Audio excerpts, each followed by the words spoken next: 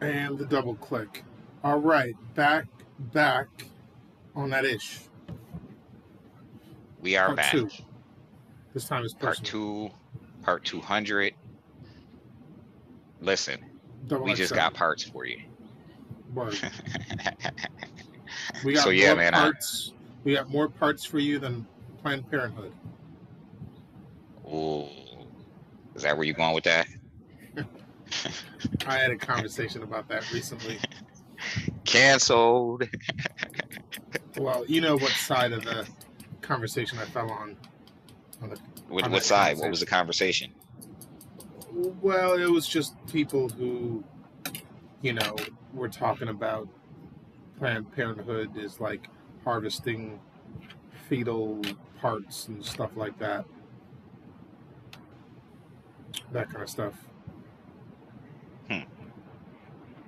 Go on. Yeah, and I just wasn't. I just had not, heard of any such a thing from reputable sources. So Oh, yeah, about them harvesting fetal. yeah, Hmm. I think I've heard those rumors before. I don't know whether I give credence to or, I mean, I don't. But I mean, honestly, nothing is to me. I don't doubt anything. yeah. Doesn't mean I'm No, about it's to be jumping on a bandwagon. You don't see me co-sign stuff, and it's interesting when we talk about credible sources on certain things. Like if certain things are underhanded, there probably aren't going to be any credible sources, which is fine. But I don't jump on things unless there's a credible source, especially if it looks like conspiracy, even if I subscribe to it, right? mhm. Because, and I often tell people, I have friends that are very big into conspiracy, and some of the things that they say are on point. But I'm like, listen, man. I remember telling a friend of mine specifically, I'm like, listen, man, if you believe it and you can follow that pathway and you come to a certain conclusion, that's fine. I said, but don't disseminate information to people that seems fantastical if there isn't a similarly logical pathway for them to follow to get to the same conclusion. Otherwise, it just sounds like kookism. You know what I mean? Yeah, Like you exactly. sound like a kook. You know what I Yeah, mean? exactly. And sometimes it's the way it's delivered. Like, I had a friend who said something about, yo, they're giving people $1 million in Ohio to take the vaccine, and they're letting kids go to college for free to take it. And it was like that sounded ridiculous, so I automatically said that sounds ridiculous. Um, and then, I heard it from him again. And so then I ended up looking it up. And there was a lot of truth to it. It was just the way he had delivered it. So it was Hmm. more of there was they were doing a lottery for people, and you could only qualify if you had taken the vaccine, and it was for $1 million, and they were going to do it like 5 times. And so they have a huge problem in Ohio with people not taking the vaccine. So this is an incentive. And then because people are like, I don't know, people are like saying, well, people are taking the vaccine, but they're still not, I don't know, opening everything up. I forget what the logic was, but either way, it was to encourage people to take the vaccine. And then same with the kids. They could go to like a public school, university. They would qualify, but it's a lottery, so it's a little bit different than the way it was originally explained. So sometimes it's that it's not the source, but the way The it's being delivery. disseminated. Yeah, Disseminated. Yeah. yeah. No, I agree 100%. Again, I'm not. So I often say, and I will continue to say, that conspiracy has its place in philosophical conversations, as in as much as it opens the pathways just for more critical thinking, Hmm. right? Um, and obviously, in a lot of cases, there it may lead to something not as fantastical, but factual, no less factual, right? Like Hmm. the original idea might be fantastic, right? But Right. somewhere in that fantasy or fantastical, you know, uh, argument or supposition, you're gonna find something factual, Right. right? Which is usually either the seed that created the fantastical, or what is being hidden, or you know, kind of the point of the conspiracy, right? So Right. there are things that I believe, right? I believe in conspiracy to an extent, meaning I know how governments work. Hmm. I know how people that organize and lead people work. I know how organizations work. I know that on the basic level, just from a military perspective, I know the way that information is disseminated is conspiratorial. Hmm. It is, because most people on the lowest level are being micromanaged. They never know the full story. And in some cases, they don't even know the true story. Okay. You understand what I'm saying? Yeah. And it's, you know, so I know that organizationally, that's just, you see conspiracy everywhere. I know from a perspective of leading people, or at least disseminating information to people, right? Like, here's conspiracy. If I'm doing something shady, I'm going to tell you. But I'm not just going to tell you that I'm doing something shady. I'm going to tell you every variation of the story, so that the thing that I told you that is true is hidden in a whole bunch of untruths. And Hmm. you saw, yeah, some people might believe the true thing, but it's next to all these other untrue things that look similar. That it's like, okay, well, do aliens exist? I'm just going to tell you. But then I'm going to tell you all these other things, right? All these other things that are similar. I'm not saying I subscribe to this. I'm using aliens as an example. You Hmm. understand what I'm saying? Yeah. Give you the information, but I'm gonna give you a whole bunch of other. Remember, we had this conversation some months back about the different forms of agents: information Right. agents, misinformation agents, and Right. disinformation agents. Right. There are agents designed to give you information. There's an agency, not a specific thing, but a type of agency is to misinform you. Meaning I'm giving you the information, but I'm giving you the wrong information, or I'm giving you information that makes the real information look incorrect. Okay. And then I'm giving you information meant to disinform you, as in to take away from what you already thought to be true. You see what I'm saying? Like, Well, that these are sounds like the different, same thing but as what you it said works different. disinformation was. Disinformation works differently than misinformation. Okay. Disinformation is the wrong information, which can be used to make something look untrue or look true. Wait, disinformation is the wrong information?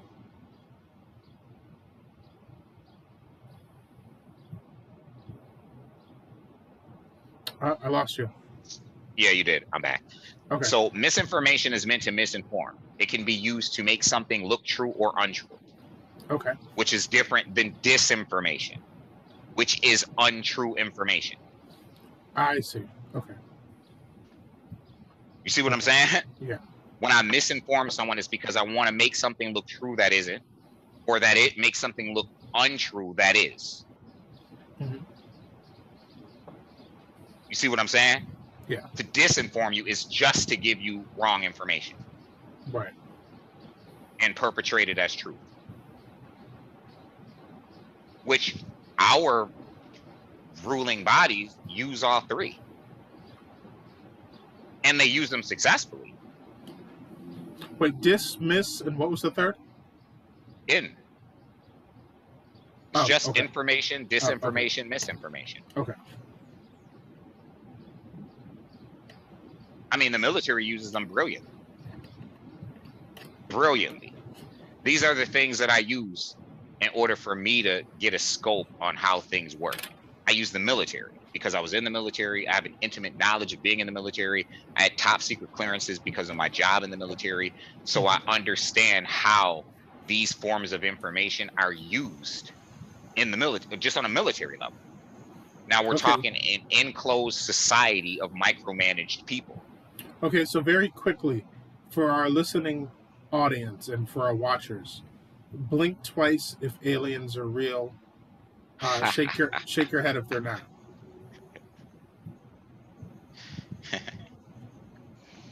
Yes, we're not going to get into the whole "are aliens real" category. We can, Okay. we can really bring this home on smaller levels, right? Like, we know that the military is one tactic the military will do Well, they'll create a thing that does not exist to carry out an op that is not actually an op in order to do something else. Okay. Meaning they'll create a base and they'll call this base, I don't know, an ordnance company that's designed to disseminate ammunition to soldiers. But no one's really stationed at that base except for a piece of paper with a list of names. And if anyone was to check the records, there's the base. And if anyone was to check the records, such and such is the commander of that base. And these many people serve at that base, and it'll be on record. But there's nobody really there, and that's not really the point of the base. The point of that base, put in Switzerland, is because we want to carry out another operation that we're not going to tell people about because it violates our national security. But there's an operation we want to carry out.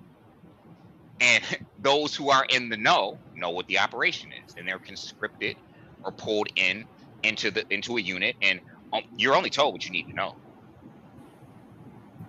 I'll give you an example. There was a movie that came out based upon us sniping members of the 52 during the Iraq War, right? So the movie breaks down how when we were sending in snipers, we actually had 12 snipers on standby to carry out the same job. None of the 12 snipers knew what the job was until they were called on it, till one of them was called to do the job. Only one is going to be called to do it. But we got 12 of you, and we're not going to tell you what it is. One of you is going to be called to do it, and the rest of you are just not going to know that it was even done. You're just going to be given papers and say, we're going to tell you, never mind. Don't worry about it. And you can't even talk about it because you don't even know what you can't talk about. You see what I'm saying? Mm-hmm. This is just simple. These are just simple things. I'll give you an example, right? There's a movie, and I'm using movies because most people relate to these things, right? And it's like, well, I often say, one, science fiction becomes science fact in many cases. And two, one of the things I love to say is that if someone else can think of it, it's already been thought of, which is why I'm going to use, there's a movie called Stigmata, right? And one of the subplots of this movie is the Catholic Church had found an ancient Bible. Are you following me? Following you. Say again? Following you. Okay, they found an ancient Bible written in a language that could be translated, but they weren't familiar with the language, meaning they just didn't know the language. So they wanted the book to be translated. Rather than give this Bible to one person who understood the language and translate it, they gave it to 3 different people in 3 different countries to have, and they didn't just give the book to 3 different people. They gave every other page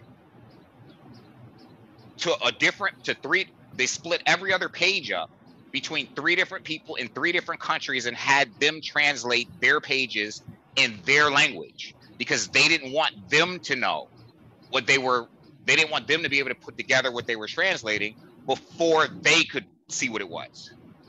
Mm-hmm. See what I'm saying?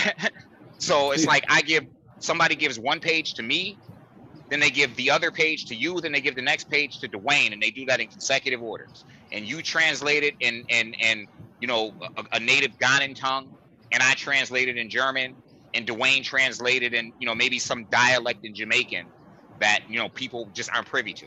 And then we all send our pages back to the source, and they take those translations and put them together. And you and I never know what we translate. We never get a complete picture. You see what I'm saying? You, me, and D never get a complete picture.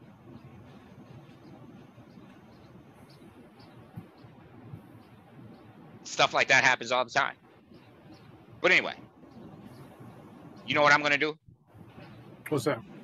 I'm going to eat food. Okay. I will get back with you later on. All right, word, man. Let's do it. All right, peace out, everybody. All right. Peace to the gods and the earths, everybody in between, and we will be back on that ish. I'm Flavius Activist Maximus. Issue, go get your tissue. X. Peace. Peace.